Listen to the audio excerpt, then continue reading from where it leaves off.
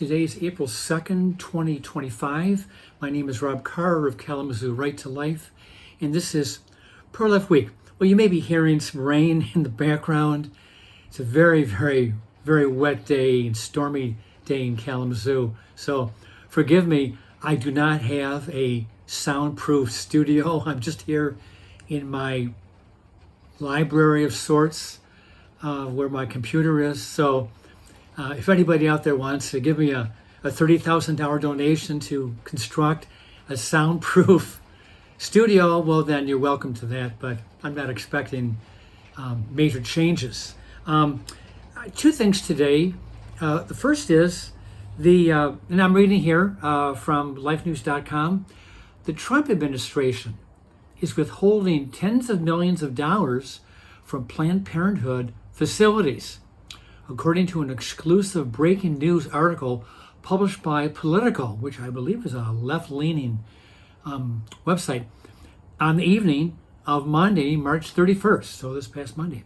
According to Politico, 9 Planned Parenthood state affiliates that receive federal money from the 55-year-old Title X Family Planning Program received a letter on Monday announcing that their funding is being, quote, temporarily withheld, unquote, for possible violations of federal civil rights law and President Trump's executive orders, including prohibitions on the promotion of diversity, equity, and inclusion, DEI. Funding is also being withheld, according to the article, because the organization overtly encourages illegal aliens to receive care. And obviously we know that the Trump administration is on a search for criminal illegal aliens to have them deported. So I can see this as part of the overall plan about discouraging illegal aliens from receiving any kind of benefits. Quote, this is a quote from Politico again. HHS is giving Planned Parenthood 10 days to provide evidence that it will comply with the Trump administration's executive orders and will inform the group after that whether the grants are suspended or terminated, Politico explained.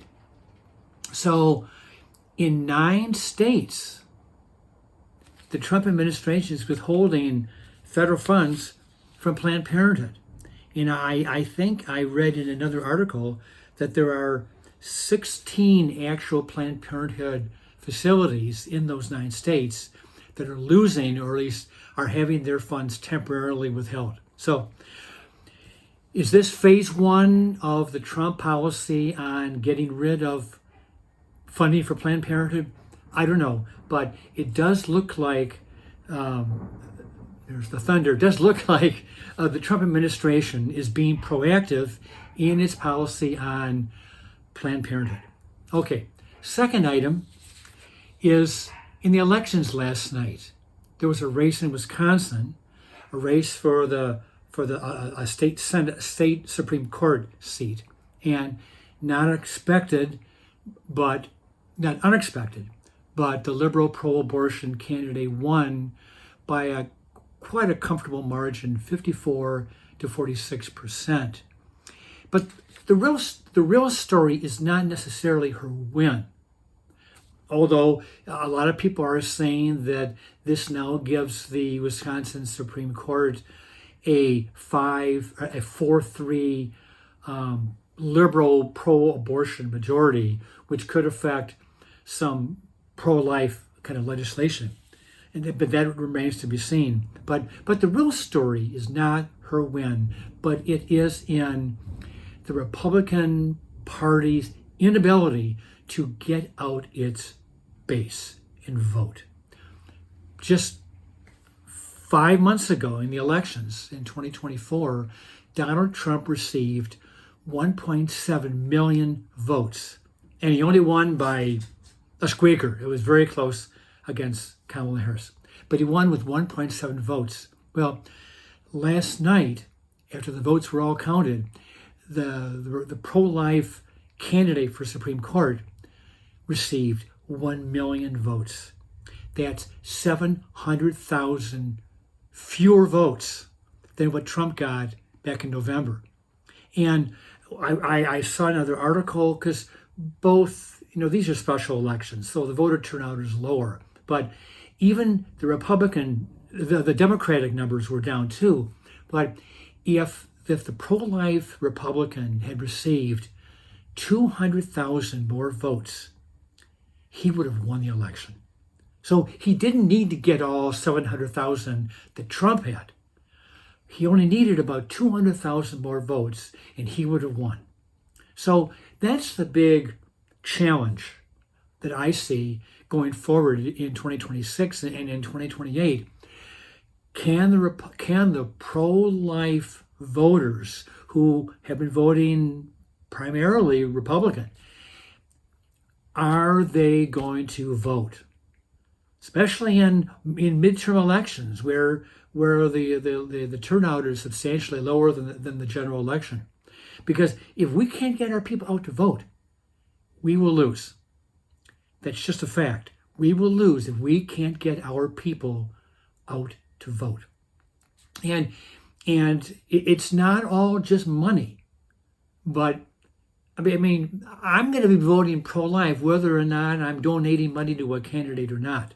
And pro-life voters need to be more aggressive and more aware. You just need to know what's going on. And did they not know there was an election going on in Wisconsin? Did they not know? This has been known for months that this was going to be happening, and this was an important election. But for some reason, whatever reason, not a good one, 700,000 voters did not vote last night. And they would have voted for the pro-life candidate, and he would have won. Okay. In Florida, better news. In Florida, there were special elections. Two congressional seats were being vacated. One guy was going to be going to Mike Walsh was going to be going. Mike Walsh, I think it is. He's now in the cabinet, and Matt Gaetz was originally tapped to be the Attorney General choice, and he dropped out and he quit in his House seat. So there were two races up for election, and in very red conservative districts. And last night, both men, pro-lifers, won their races. So that does help Trump a little bit, and Mike Johnson as Speaker, because the House is pretty evenly split between Democrats and Republicans. So these two GOP seats will help in securing perhaps some conservative victories for Trump. No, not to say it's all going to pan out, because the Democrats in the Senate are going to filibuster everything. And that's not really a surprise. As much as they claimed they wanted to get rid of the filibuster. No, they love the filibuster now that Trump is in office. Next year, in 2026, it's going to be our midterm election. And we have to win this. It's usually midterm elections are not as crucial or as impactful as a general election. But this year in Michigan, it's very important. Every single state House district or race is up for re-election, and every single state Senate seat is going to be up for election. And then you've got the governor's race and the state attorney general and secretary of state, and I think even a few Supreme Court openings for the state. This is very important. This is very, very important. And we're not going to have Gretchen Whitmer to kick around anymore, but we don't want to have her being replaced by, I'm not sure if it's Nessel or, I'm not sure who it's going to be, who's going to probably get the nomination for the Democrats. But we have to beat them, whoever it is, for the governor's race. And we have to make sure that we retain our majority in the state House. And we need to take back the state Senate. We have to take back the Lansing, we have to take it back. And then on the national level, there's going to be a race for the U.S. Senate in Michigan. A third of all U.S. senators are going to be up for re-election. Every House seat at the national level is going to be up for re-election. So this is a very important midterm election next year. And we need to be ready. We need to be ready. And we need to volunteer to make phone calls. We need to make donations to pro-life candidates. We need to get out and go door to door with campaign literature. We do need to play our part to make sure that pro-life candidates win in November of 2026. With that, I'll let you go, and I'll see you hopefully on a dryer next time. Goodbye.